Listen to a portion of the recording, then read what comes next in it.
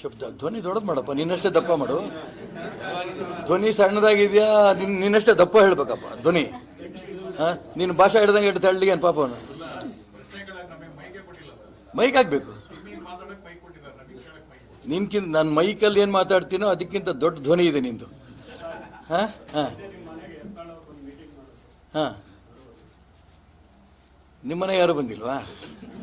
ಅರೆ ನಮ್ಮ ಮನೆಗೆ ನಮ್ಮ ಸ್ನೇಹಿತರು ಬಂದಿರೋ ಬರುತ್ತಪ್ಪೇನು? ಹಾಂ, ಅದ್ರ ಬಗ್ಗೆ ಕೇಳಿ. ನೀವು ಮನೆ ಬಂದ್ರಲ್ಲ, ಅದ್ರ ಬಗ್ಗೆ ಹೇಳಿ. ಏನು ಹೇಳಿ? ನಾನು 106 ಜನ ಬಂದು ಹೋಗ್ತಾರೆ. ಹಾಗೆ ನಮ್ಮ ಸ್ನೇಹಿತರು ಯತ್ನಾಳು, ರಮೇಶ್ ಜಾರಕಿಹೊಳಿ, ರಾಜೇಗೌಡರು ಅನೇಕರು ಬಂದಿದ್ರು. ನೆನ್ನೆ ಇನ್ನೂ ತುಂಬ ಜನ ಬಂದಿದ್ದರು. ಅದ್ರ ಬಗ್ಗೆ ನಿಮ್ಮ ಟಿ ವಿಗಳು ಬಹಳ ಆಶ್ಚರ್ಯ. ಹಾಂ ಹಾಂ, ಏನೇ ಅಲ್ಲ ನಿಮಗೆ ನಾನು ಅದಕ್ಕೋಸ್ಕರ ನಾನು ಸಿದ್ದರಾಮಯ್ಯವ್ರನ್ನ ಮುಖ್ಯಮಂತ್ರಿಯಾಗಿ ಕಂಟಿನ್ಯೂ ಮಾಡಿದ್ರೆ ಅವ್ರಿಗೆ ಮನವಿ ಮಾಡ್ತೀನಿ, ಈಗ CID ಡಿಪಾರ್ಟ್ಮೆಂಟ್ಗೆ ಇವ್ರಿಗೆ ಸೇರಿಸಿ ಅಂತ, ಮೀಡಿಯಾದವ್ರಿಗೆ. ಯಾಕೆಂದರೆ ನಮಗೇ ಗೊತ್ತಿಲ್ಲ. ಯಾರೋ ಫೋನ್ ಮಾಡ್ರಿ ಇದ್ದಕ್ಕಿದ್ದಂಗೆ ಟಿ ವಿಯಲ್ಲಿ ಬರ್ತಾ ಇದೆ ಅಂತ. ಏನು ಬರ್ತಾ ಇದೆ? ನೀವೆಲ್ಲ ಸೇರಬಾರ್ದ ಅಂದೆ ನಾನು.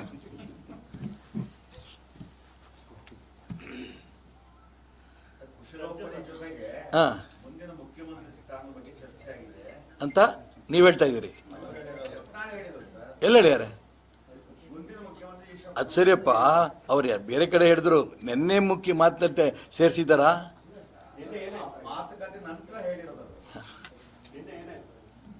ಏನೇನಿಲ್ಲ, ಒಟ್ಟಿಗೆ ಕೂತ್ಕೊಂಡು ಕಾಫಿ ತಿಂಡಿ ತಿನ್ಕೊಂಡ್ರು ಮನೆಗೆ ಹೋದ್ರು. 100 ಮಾತಾಡಿದ್ವಿ, ಎಲ್ಲದೂ ಹೇಳಿ. ನಾನು ಒಳ್ಳೆ ಜನ ಆಯ್ತಲ್ಲ.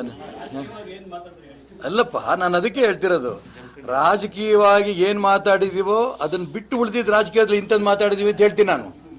ಹೌದಾ? ರಾಜಕೀಯವಾಗಿ ಏನು ಮಾತಾಡಿದ್ದೀವಿ ಅಂತ ನಿಮ್ಮ ಎದುರಿಗೆ ಹೇಳ್ಕೊತೀವ? ಅದು ಮಾತಾಡಿಲ್ಲಪ್ಪ, ಬೇರೆ ಮಾತಾಡಿದ್ದೀವಿ ಅಂತ ಹೇಳ್ತೀವಿ. ಹೌದಾ? ನೀವು ಅದೇ ಮಾಡ್ತದೆ ಇವಂಗಲ್ಲ. ಯಾವುದಪ್ಪ? ನಿನ್ನೆ ಏನು ಬೆಳವಣಿಗೆ ಇಲ್ಲ, ಕೂತು ಕಾಫಿ ತಿಂಡಿ ಅಷ್ಟೇ. ಹಾಂ,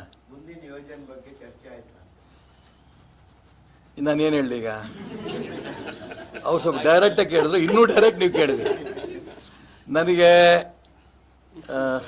ಐ ಥಿಂಕ್ 21 20ನೇ ತಾರೀಕು ಜಮಖಂಡಿ ತಾಲೂಕು ಒಂದು ಗ್ರಾಮದ ಹೆಸರು ಬರ್ತೇನೆ, ಜಕ್ಕನೂರು. ಅಲ್ಲಿ ಒಬ್ಬ ಸ್ವಾಮೀಜಿಯವರು ಬಹಳ ಪ್ರಖ್ಯಾತ ಪಡೆದಂಥ ಅವಧೂತರು. ಅವರು 51 ದಿನ ಏನಂತಾರೆ ಅನುಷ್ಠಾನ ಮಾಡಿದರು. ಉಪವಾಸ ನೀರಿನಲ್ಲಿ 51 ದಿನ ಇದ್ದಾರೆ ಅವರು. ಲೋಕ ಕಲ್ಯಾಣಕ್ಕೆ ಒಳ್ಳೆಯದಾಗಬೇಕು ಅಂತ. ಅದಕ್ಕೆ ಬಹಳ ಜನ ಸ್ವಾಮೀಜಿಗಳಿಗೂ ಕರೆಸಿದ್ರು. ಅದೇ ರೀತಿ ಅನೇಕ ರಾಜಕಾರಣಿಗಳಿಗೂ ಕರೆಸಿದ್ರು. ಅದರಲ್ಲಿ ಯತ್ನಾಳಿಗೂ ಕರೆಸಿದ್ರು, ನನಗೂ ಕರೆಸಿದ್ರು, ಜಯಮೃತ್ಯುಂಜಯ ಸ್ವಾಮಿಗಳಿಗೂ ಬಂದಿದ್ದರು, ಇನ್ನೂ ತುಂಬ ಜನ ಸ್ವಾಮಿಗಳು ಬಂದಿದ್ದರು. ಯತ್ನಾಳು ನೀವು ಮುಂಚೆ ಮಾತಾಡ್ತಾರೋ ಅವ್ರು ಮುಂಚೆ ಮಾತಾಡ್ತಾರೋ ನನಗೆ ಬಂದು ಕೇಳಿದ್ರು. ನಾನು ಅವ್ರಿಗೆ ಹೇಳ್ತೀನಿ ಫಸ್ಟ್ ಮಾತಾಡಪ್ಪ ಅಂತ. ಅವರು ನಾನು ಆ ಸಭೆಗೆ ಒಟ್ಟಿಗೆ ಸೇರ್ತೀವಿ ಅಂತ ಕಲ್ಪನೆ ಕೂಡ ನನಗಿರಲಿಲ್ಲ. ನಂಬರ್ 1 ಎತ್ಕೊಂತಾನೆ ಅವ್ರು ಶುರು ಮಾಡಿದ್ರು.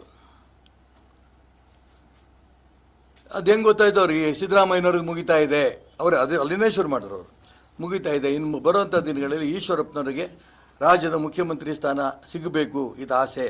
ಅದಕ್ಕೆ ನಾನು ಪೂರ್ಣ ಪ್ರಯತ್ನ ಮಾಡ್ತೇನೆ, ನಾನು ಅವ್ರ ಜೊತೆ ಪೂರ ಇರುತ್ತೇನೆ ಒಂದು ಪಾಪ ಅವ್ರ ಮನಸ್ಸಿನ ಪ್ರೀತಿ ಮಾತುಗಳು ಆಡಿದ್ರು.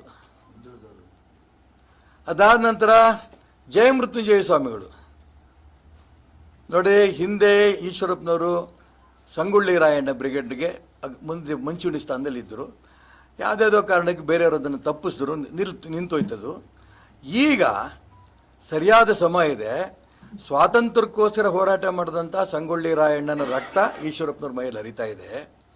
ಅದೇ ರೀತಿ ಸ್ವಾತಂತ್ರ್ಯಕ್ಕೋಸ್ಕರ ಹೋರಾಟ ಮಾಡಿದಂಥ ರಾಣಿ ಚೆನ್ನಮ್ಮನ ರಕ್ತ ಬಸವನಗೌಡ ಪಾಟೀಲ್ ಯತ್ನಾಳವ್ರ ಹತ್ರ ಹರಿತಾ ಇದೆ. ಇವರಿಬ್ಬರು ಒಟ್ಟಿಗೆ ಸೇರಿ ಅವತ್ತು ನಮಗೆ ಖಡ್ಗ ಬೇರೆ ಕೊಟ್ಟು ಸನ್ಮಾನ ಮಾಡಿದ್ರು. ಇಬ್ರಿಗೂ ಖಡ್ಗ ಕೊಟ್ಟಿದೆ. ಆ 2 ಖಡ್ಗ ಇಟ್ಕೊಂಡು ಹಿಂದೂ ಧರ್ಮವನ್ನು ರಕ್ಷಣೆ ಮಾಡೋ ದಿಕ್ಕಿನಲ್ಲಿ ಮತ್ತು ಹಿಂದುಳಿದವ್ರಿಗೆ, ದಲಿತರಿಗೆ, ಉಳಿದೆಲ್ಲ ಬಡವರಿಗೆ, ಬ್ರಾಹ್ಮಣನೋ, ಲಿಂಗಾಯತನೋ, ಒಕ್ಕಲಿಗನೋ ಎಲ್ಲ ಬಡವರಿಗೂ ಕೂಡ ನ್ಯಾಯ ಕೊಡೋ ದಿಕ್ಕಿನಲ್ಲಿ ಆ ಖಡ್ಗ ಉಪಯೋಗ ಆಗಲಿ. ಮತ್ತು ಇದೇನು ರಾಯಣ್ಣ ಚೆನ್ನಮ್ಮ ಬ್ರಿಗೇಡ್ ಅವ್ರ ಬಾಯೆಲ್ಲ ದಡ್ ಅಂತ ಬಂದ್ಬಿಡ್ತು, RCB ಬಂದ್ಬಿಡ್ತು. ಏನು ಇಬ್ಬರು ಏನು ಮಾತಾಡ್ಕೊಂಡೇ ಬಂದಿರೋ ಅನ್ನೋ ರೀತಿಯಲ್ಲಿ ಮಾತಾಡಿದ್ರು. ತುಂಬ ಚೆನ್ನಾಗೇ ಮಾತಾಡಿದ್ರು ಬಿಡಿ, ಯಾರು ಪ್ರಶ್ನೆ ಬೇರೆ, ಅವ್ರ ಉದ್ದೇಶ ಚೆನ್ನಾಗಿತ್ತು. ಅದು ನಡೆದಿದೆ ಅವತ್ತು, ಅದರಿಂದ ಮುಂದೆ ಇನ್ನೇನು ನಡೆದಿಲ್ಲ. ಅದೇ ಹೇಳ್ತಿರೋದು RCB ಕಪ್ಪಲ್ಲಿ.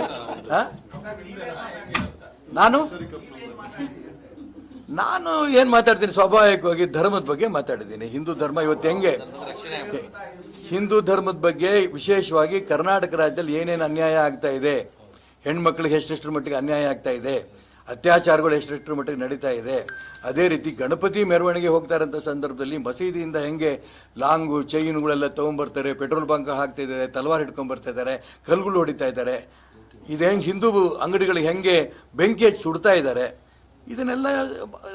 ಇದೆಲ್ಲ ಹೋಗಬೇಕಾದರೆ ಹಿಂದೂ ಸಮಾಜ ಜಾಗೃತಿ ಆಗಬೇಕು. ಆ ದಿಕ್ಕಲ್ಲಿ ಖಂಡಿತ ನಾವು ಪ್ರಯತ್ನ ನಡೆಸ್ತೇವೆ.